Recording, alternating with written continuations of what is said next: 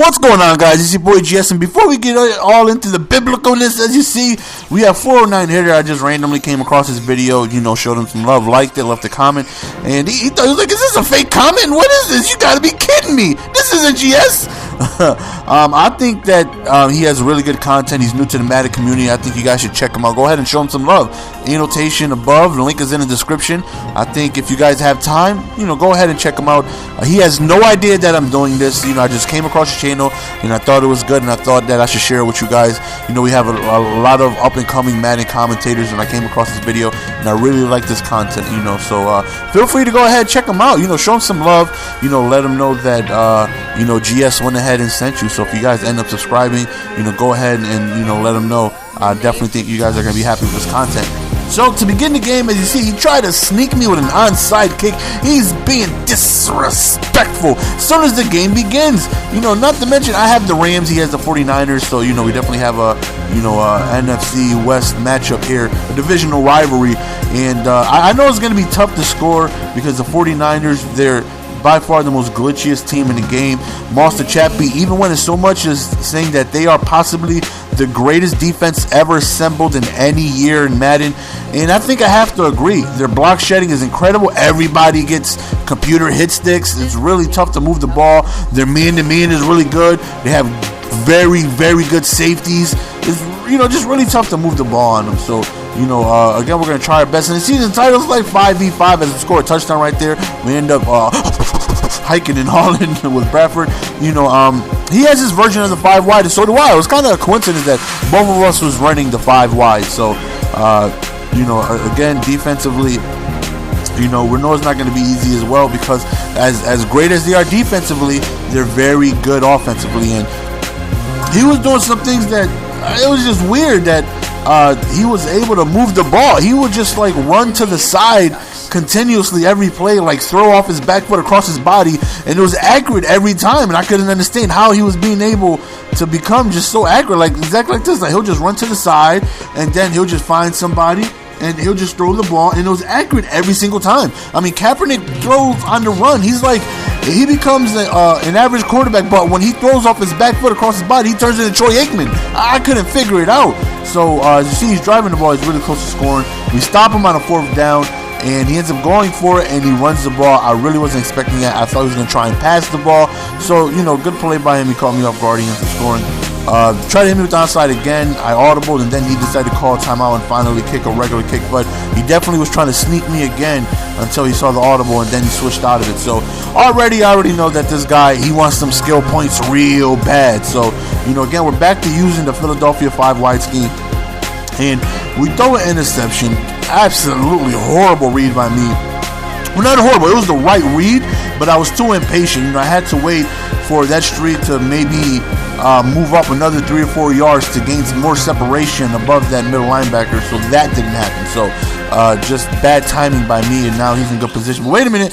Are we doing some fishing? Oh, I'm coming back up the middle. Don't test the user. He's so disrespectful. Somebody please send this man a link to my channel and let him know. Do not throw the ball my way.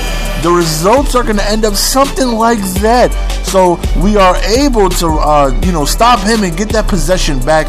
And right here, wide open over the middle, we got Steve Smith. So, I got to take advantage of the receivers that I have, which isn't the greatest, but not take advantage, but I got to play them to their strengths. They're not very good route running. They're not the fastest receivers. They're not the biggest. They're not the tallest.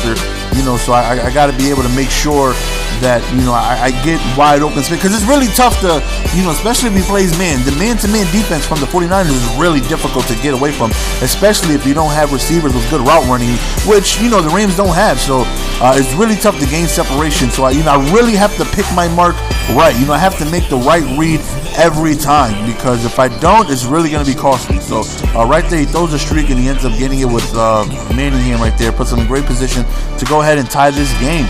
And hopefully we can go ahead and string together a stop, whether it's a field goal or something. We just need a stop, but he throws over the middle, and he ends up finding somebody open for a touchdown. And again, here we go back with the onside kicks. This man wants them skill points so bad. He could taste them. He really wants these skill points, but I'm gonna try my best to give him some skill points. Well, I'm gonna try to give myself some skill points. Right there, we saw that it was a zone, so we catch Steve Smith over the middle for a touchdown, and that's what we have to do pretty much every time. We have to make the right read. We have to know when he's playing zone. We have to know when he's playing man. And when he's playing man, that doesn't mean that, you know, like if I had the Patriots and somebody's playing man, it's a lot easier to know where I'm going just because, you know, they have high awareness, they have good route running, they're very, you know, strong and fast. Not so much with the Rams. So, you know, I have to make sure the right read is made all, you know, correctly at every single time. You know, some routes with some teams, you'll get multiple people running with the 5 wide, you'll get multiple people open. Going up against the 49ers, having the Rams, you got to spot that one person that's going to be open, because if not, you're in trouble. So right there, he goes for it on 4th down. I thought we were in position to go ahead and make a swat or something, but unfortunately we don't. He ends up scoring with a nice little celebration at the end. So right here, he finally decides to give us a regular kickoff without coming out an onside first. So, you know, so far we've been pretty good on offense. We made that one interception, but we got that ball back with our own interception. So for the most part, we've been really good on offense. You know, converting 3 out of 4 drives, and that's exactly how we got to do. We got to be able to, you know, pick the right reads. Right there, we got a block shed, and we get a sack. And what's crazy is that I was sending, you know, 3 the entire game as well, which I usually do. You know, I usually stay in quarters defense. You know, I'll mix up with a couple blitzes, but for the most part, you know, I'll stay in quarters to try and, you know, help me stop the pass, because I average, I think, like 280 yards a game passing wise, but I give up average like 350. Like my passing defense, 300. Like I give up 100 more passing yards than I gain a game, and that's just, you know, crazy to even think that. I didn't even notice. I was like, damn, my defense is giving up way more yards than I actually gain on offense. That's crazy. Right here, we go to the out route and we catch Gibson. We were absolutely destroying him with that out route. Every time I noticed that he wasn't playing Faggy, which he did a lot. And, you know, like if that lineman wasn't in the purple and it was just one-on-one man, you know, I definitely went to the out route and I was destroying him with that. Every time he went zone, I was looking for that, you know, over-the-top zone streak. So, you know, there's a couple routes that I was going to multiple times having success on. But again, you know, you'll be lucky if you get one person open when you're playing with the Rams against the 49ers. You just got to hope you find them as quickly as possible and make the correct throw. So right here, you know, he's got the ball again, and a lot of things to worry about with the 49ers. They have speed. You know, they have Davis, who's faster than pretty much every linebacker you got. He's just a mismatch waiting to happen. You got Randy Moss, who's fast. You got Ted Ginn, who's fast. You got Kaepernick. See, right here, I decided to just play a lot of QB contained, because he just kept running outside the pocket. You know, I'm not getting any pressure with the 3-man rush, so it's like, you know what, I'm fine with trying to keep him in the pocket, just making a throw. You know, maybe he'll make a mistake, because whenever he decides to run outside the pocket, he was just making accurate throws, and I couldn't believe how he was able to do that. But it's 28-all. You know, halftime is approaching. You know, this is going to be our last possession. Right there, we find Gibson over to the left, and we get a really, really good gain. And right now, we're in position again to be able to score. So even if it's a field goal, we'll go ahead and take anything. You know, being able to start the second half with the lead is, you know, better than nothing. So right there, we get a big, he gets a big sack.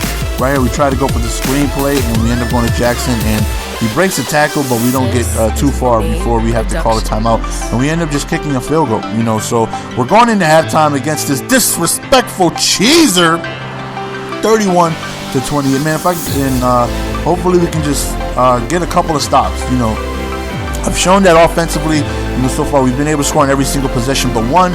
And, you know, we need to be able to stop him. You know, I need a stop to go ahead and give myself a lead. You know, and if he keeps scoring with these onside kicks, I feel like, you know, he's probably going to get one back, and the extra possession could be the game. So I'm going to need to stop here, and I'm going to need to stop quick to go ahead and get a lead. And that's exactly what happens. He throws over the middle again, and another user interception to Juppies, our second of the game.